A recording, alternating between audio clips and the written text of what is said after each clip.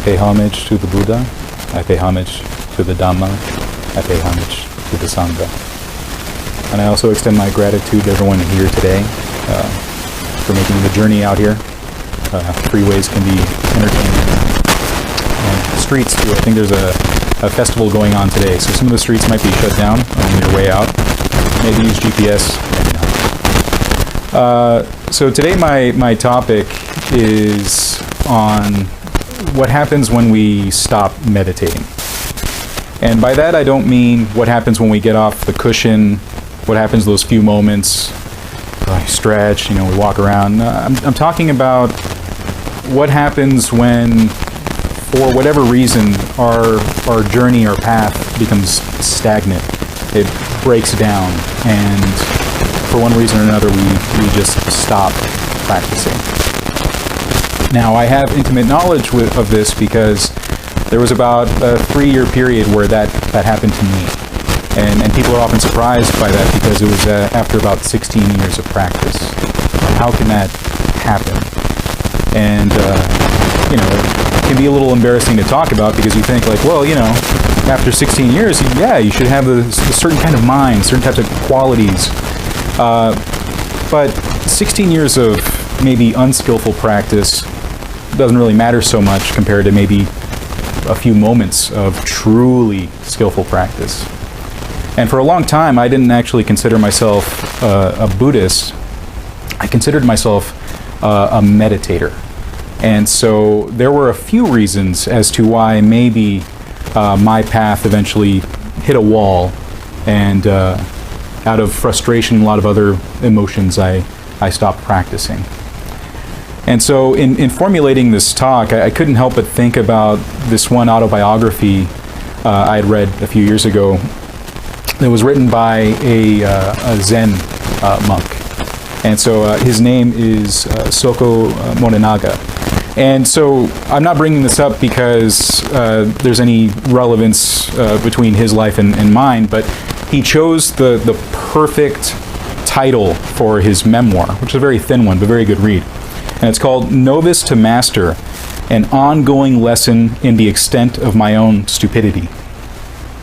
And I thought that was the best title, and applicable to what I'm going to talk about today, which I see as my own lesson to everyone of my own stupidity. Now, luckily, I feel like I'm in very good company with the human race, because in Buddhism, we find out that we're all kind of a little stupid, right? Because of greed, because of anger, because of delusion and ignorance. We all have our faults, we all have our challenges that we're trying to get through. So in sharing some of these ideas as to why we might stop meditating, and how we start again, because I did start again, how that might assist some of you who might be having those same kind of feelings or have struggled with those feelings in the past. For those of you who are long-standing meditators who maybe don't have those issues, you can commiserate with me and go, oh yeah, I remember that, So I thought I would start first by talking about what meditation is and what it's meant to accomplish, and to also look at the goals we have as to why we meditate. Now, my favorite word to describe meditation is the word bhavana, right? Because it means mental cultivation.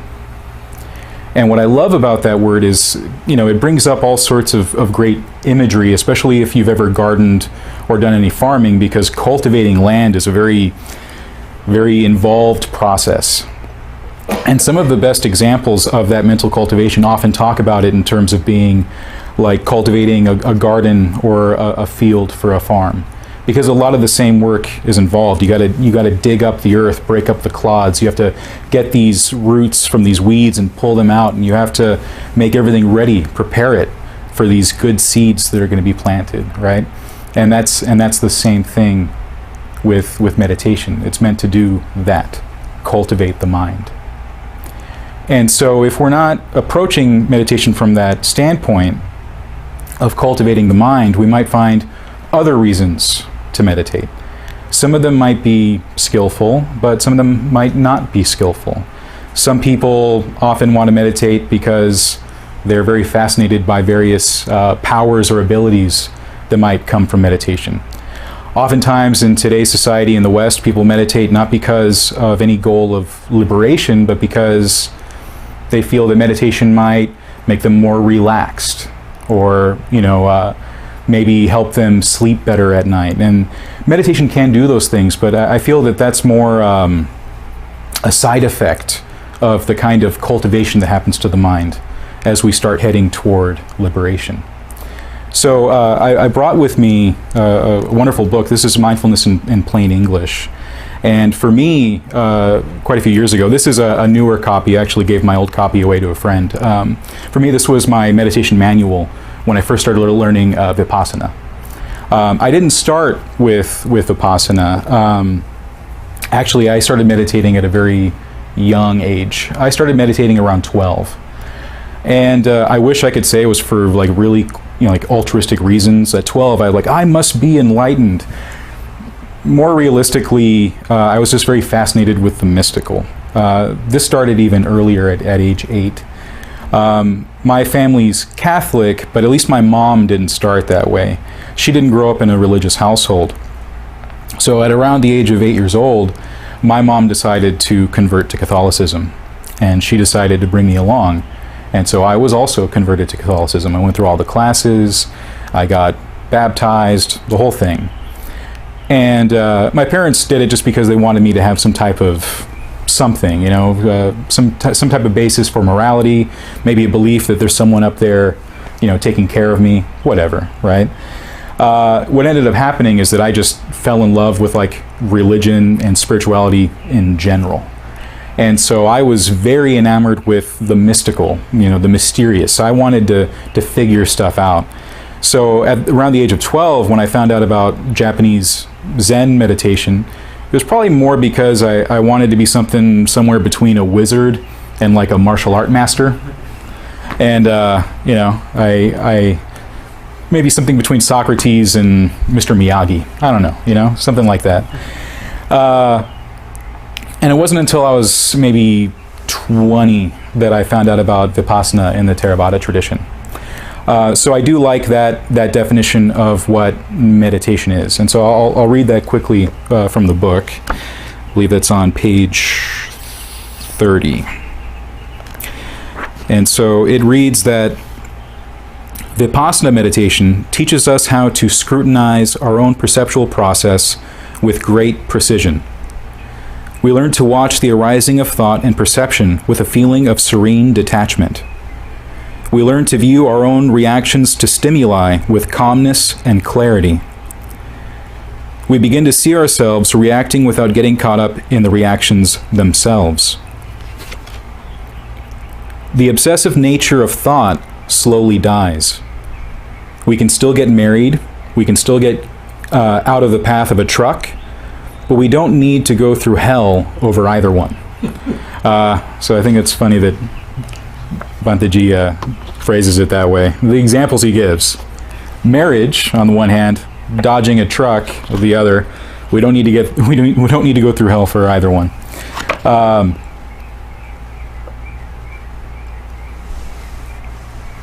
So with that reason in mind, in my 20s I got more serious about meditation, which isn't to say that as a teenager I wasn't serious, but it was more playful. I held it very lightly because I was someone very eclectic in how I approached religion. I was someone who practiced a lot of different stuff, New Age things, like various kinds of paganism, like Wicca and things like that. I was kind of a gothy teenager, So something like Zen meditation, I didn't do because I was trying to cultivate my mind or to even do any of the things that Vipassana teaches us to do. It was just something kind of cool and fun and different to do. When I got more serious about meditation and I started practicing Vipassana, I started to realize a few things about myself, because you can't help but not with Vipassana. You start to see all these negative things kind of bubbling up to the surface, because now you're paying attention to your mind. You know, when you're doing something like zazen, I think that happens too, but it's different. You know, when you're just sitting, it's more like a samatha practice where you're stilling the mind and quieting it. You're not investigating maybe in the same methodical way. At least I found that to be the case. And so I would watch my mind and see all of this like anger bubble up, and I realized that like, oh, I've been struggling with anger like my whole life. And I started thinking back to times I've been shouting at people and, you know, yelling, throwing things, not very skillful. And so when you see those things, you can change or you can not change. And as a 20-something-year-old man, more like boy, to be honest, I didn't want to change. And see, that's one of the problems that we find, because meditation leads toward change. That's the point. We don't get liberated. This person is not what gets liberated. This person has to die for us to get liberated. So I'm going to read one more passage out of this book. This is on page 44. That talks about our goal when we meditate.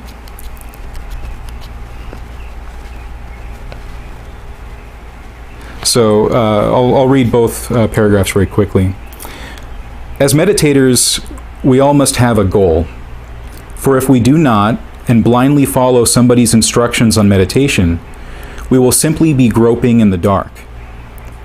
There must certainly be a goal for whatever we do consciously and willingly. It is not the Vipassana meditator's goal to become enlightened before other people, or to have more power or make more profit than others. Meditators are not in competition with each other for mindfulness. Our goal is to reach the perfection of all the noble and wholesome qualities latent in our subconscious mind. This goal has 5 elements to it: purification of mind, overcoming sorrow and lamentation, overcoming pain and grief, treading the right path leading to attainment of eternal peace, and attaining happiness by following that path. Keeping this 5-fold goal in mind, we can advance in hope and confidence. Now, I would read passages like that and think that they were really cool and interesting, but I never fully applied them to my life in my 20s. So that's really what I want to get to in this next part. I want to talk about the reasons why we might stop. So I can only talk about the ones that applied to me, and so I've written them down as selfish reasons, incorrect views, incorrect intentions, and incorrect and unskillful effort. So in the case of selfish reasons, again, I wasn't meditating for anyone else, and I wasn't really meditating for my benefit or anyone else's benefit. It was just this thing I did because I thought it was cool. And when I was reading these other books and other traditions, they had appropriated a lot of Buddhism into their practices. So they said, oh yeah, breath meditation. If you do this, you'll concentrate your mind, and then you'll be able to do a lot of cool things and visualize. Maybe this will help in spell work, because I was interested in that. Which is not the goal of Buddhist meditation, as I understand it now, which is to become enlightened. So that gets into incorrect views or unskillful understanding on my part. Meditation in Buddhism works not only because of meditation itself, but because of the entire practice. In my last couple talks, I've made mention of how the Eightfold Path can be broken into 3 parts, and often is talked in that way, of conduct, meditation, and wisdom, and how that can be likened to a tripod.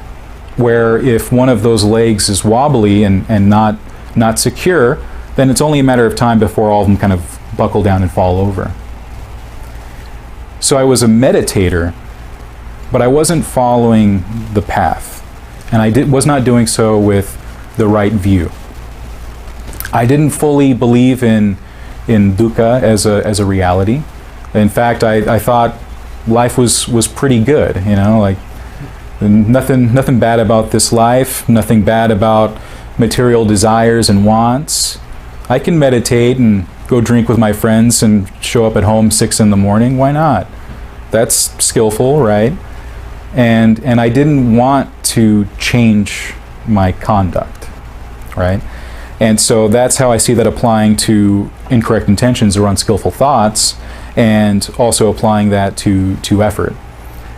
In that, I had these thoughts about my reality that were in conflict with Buddhist philosophy, and rather than thinking that maybe I needed to change in respect to that, I thought that maybe Buddhism should change for me. It'll come on my terms. I'll still smoke cigarettes, which is something I used to do when I was younger, and I'll still drink and maybe make some bad choices. A lot of bad choices that are hard to talk about sometimes. So even though I was practicing, the question of my skillfulness maybe isn't so much a question. That I was not skillful. I don't believe that about myself. And that matters in the practice, because your meditation is only going to be as good as the rest of your life is. You can't have a chaotic life and then sit down and then expect serenity. You're bringing it all with you. I was. And with something like Vipassana, you're seeing it again and again and again, and it's inviting you to change. That's what it does. It shows you, these are the ways I'm being unskillful. These are the ways I'm giving into greed and hatred. These are the ways I'm being delusional. You know, even the really subtle stuff, this delusion of I or me, this permanent self. We don't want to give those up usually. It's hard to recognize that we should, that doing so is better. The other thing that I think I suffered from is that I never had community either, because I wanted to hold on to my individuality and my own thoughts on things.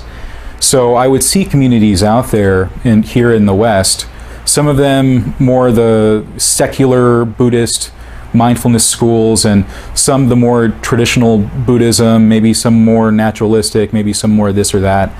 And I didn't want to be beholden to any of them. I didn't want to be pigeonholed or labeled or anything like that. I wanted to be an individual and make my own choices, my own way, and if I'm unskillful, well, that's my problem, not anyone else's. I wanted to be the lone wolf type. And that's something that I see a lot in many Westerners who come to this path, is this lack of community, this lack of desire for community. We generally don't want labels unless it's a lot of labels. We don't want just a few labels. And I see this in Western teachers themselves. I won't name the person or the book, because I don't want to defame the person and I don't want to promote the book. But there was someone who was being interviewed who considers himself a teacher, and you know, it's a book that's purportedly about Buddhism, but then in the interview they say, oh no, I wouldn't consider myself a Buddhist. And then he echoed thoughts I had, this person, where he says, yeah, there's the traditional Buddhism, and that didn't quite feel right. It might be insulting to them if I call myself a Buddhist. And then there are these secular ones over here, and then they're kind of doing this stuff. And, then there's these ones over here. And it just kind of, echoing all the same thoughts I had, where it's like, nah, I want to just do my own thing. I don't need any of those labels, and I don't need any of those traditions or anything like that. In my case, I think that happened with me because I mistook structure for dogma. And I mistook dispassion or renunciation for repression.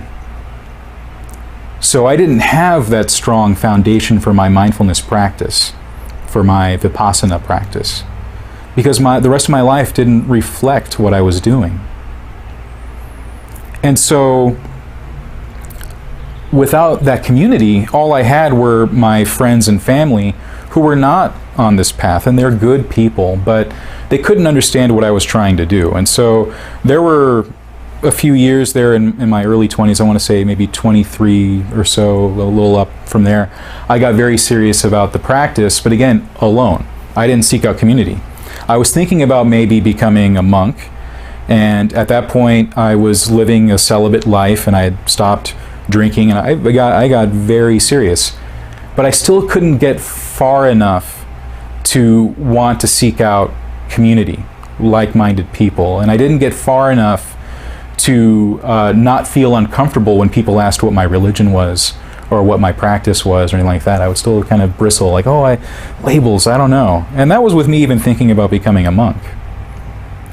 I was that nervous about making a stand and saying, this is what I'm doing, this is how I'm doing it, and everyone else needs to be cool with that, or I don't need to be in their life, they don't need to be in mine.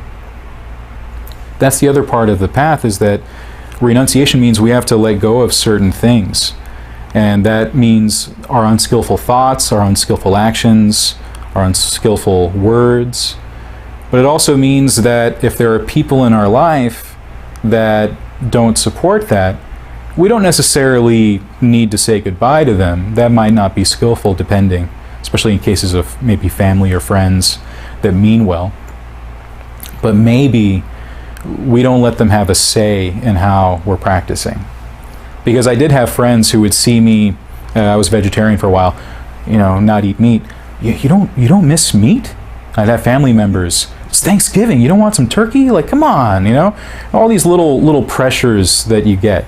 You go out with friends because you don't want to give up your friends, you love your friends. Hey, we're gonna go to a bar. All right, maybe I'll go, but I'm not gonna drink. I'll have some water or something. And then you go, and they're like, "Hey, we bought you one. We bought you a beer. You didn't drink it. Come on, we bought it for you." Right? And if you're not in a place yet where you have strong enough conviction, when you don't have skillful understanding, skillful thought or intention, and you don't have skillful effort, then when that person slides that nice cold frothy beer over to you, you're going to go, well, I guess I'll stop again tomorrow, and then you drink. So I think that even when I do talk about meditation, I'll never be able to get away from talking about sila or conduct, because I know for a fact that I stepped away from all of it because I didn't have proper conduct in my life. I just didn't. And I didn't reach out for community when I should have. I wanted to be a lone wolf, and I still wanted to live in a secular society and not think that I needed to change.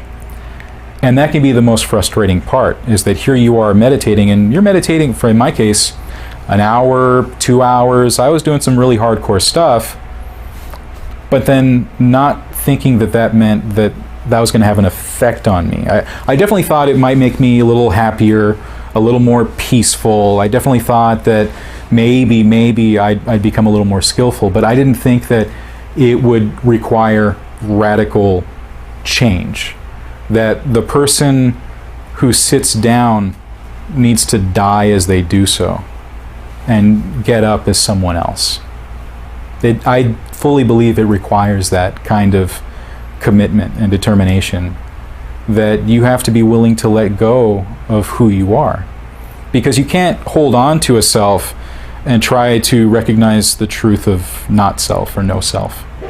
There's an immediate tension there that will always stay. We can't be who we were when we sit down to become who we want to be, which is someone who's liberated, who's no one, right? So I see now the benefit of community, the benefit of being supported by like-minded people and being a support for others. Truthfully, when it comes to just basic technique, we don't need community, right? Because there are a lot of sources out there. If you want to learn how to meditate, here it is. But if you want to actually be able to break through and have deep realizations and lasting change, it might help to have the support of others. You know, the important part of being a mentor, I think, is not teaching philosophy or technique, but in being a role model to show what the path looks like when it is internalized and lived, when it's fully embodied. And so we need to be in a place where we can be supported by others who've been on this path longer. And we need to be in a place where we can be a support for others who are just starting out. That creates the proper context for practice. Because I was practicing 16, 17 years on my own. I didn't take refuge. Certainly the Buddha was not my refuge at that time. The Dhamma was not. I was studying it, but I wasn't fully taking refuge in it. And Sangha, in the case of not only the monastics, but also in just community, I wasn't. So it becomes real easy to stop meditating in that context. In that case, when you haven't fully given yourself over, I fully believe it's required. So when I meditate now, it's very different. I live a much more peaceful kind of life. And that has made all the difference. Absolutely. When I sit now, the rest of my life is not a problem. There's no stress from some white lie I told. There's no stress on the body from some drink I had.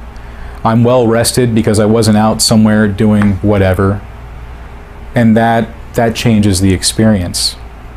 And when I sit down, I'm not seeking out happiness. I'm not trying to feel better. I'm not trying to dream better. I'm trying to wake up. Now my goal when I meditate is liberation. I don't know if it'll happen this lifetime, probably not, but I will try anyway. And then in the next lifetime, hopefully I'll try then too, right? And I'll keep going. Now within the right context, the right framework that supports the practice. Because meditation doesn't happen on an island. I know it kind of looks like it does when you're sitting on the zafu and zabuton. It kind of looks like you're floating on a little island, you know.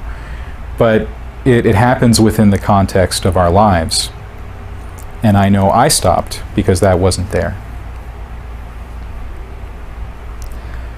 So I say this not to convince anyone if they haven't taken refuge to take it. I'm not trying to convince anyone to meditate differently if they don't meditate the way I do. I can only speak from my own experience, where I was doing something I think now the wrong way, and now I feel as though I'm doing it much better, and I'm seeing the results.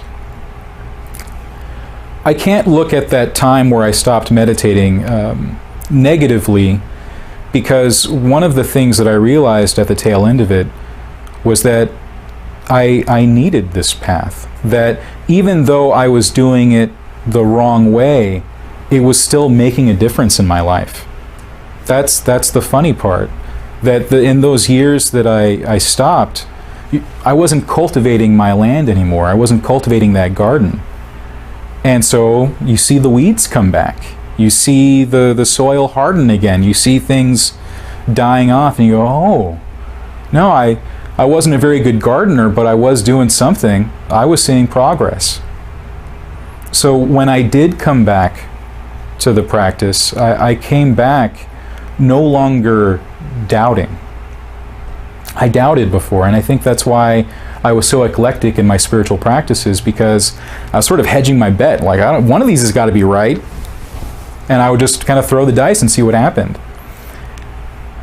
And in the years that I stopped practicing pretty much any religion, anything serious, I was like, oh no, this was working. This was making a difference in my life at a personal level. I didn't have to see how it was affecting anyone else at that time. It was enough to know that even the little I was doing was making me better. And my wife isn't here today.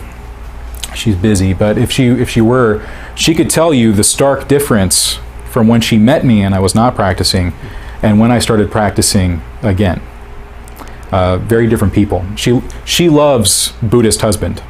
That's what she calls me now. In fact, Buddhist husband, he's the best, right? Because of not just meditation, but the entirety of the path, right? So it's not because of me, like I'm not awesome. The path is, I believe, this path that we're on together. So I hope that is food for thought. I spent those years, and they're over, and I feel very lucky. I feel lucky because I could have just continued on that way. I know for a fact that people have gone through what I've gone through, living unskillfully and then practicing unskillfully and thinking the practice doesn't work, and then they leave and then they never come back. And they just live their lives however it is they live them. I feel fortunate that I saw what was happening and could make that change. So I believe that the right conditions were there, maybe some good karma on my part as well, and so far it's working out. I'm still a work in progress, but I do feel very, very lucky. And I'm in good company because I feel that we are all very lucky to be born as a human in this time and in this place, and to be here in this beautiful temple today, sharing the Dhamma together. We're very lucky. So, with that in mind, I say thank you. And if there are any questions, I'd be very, very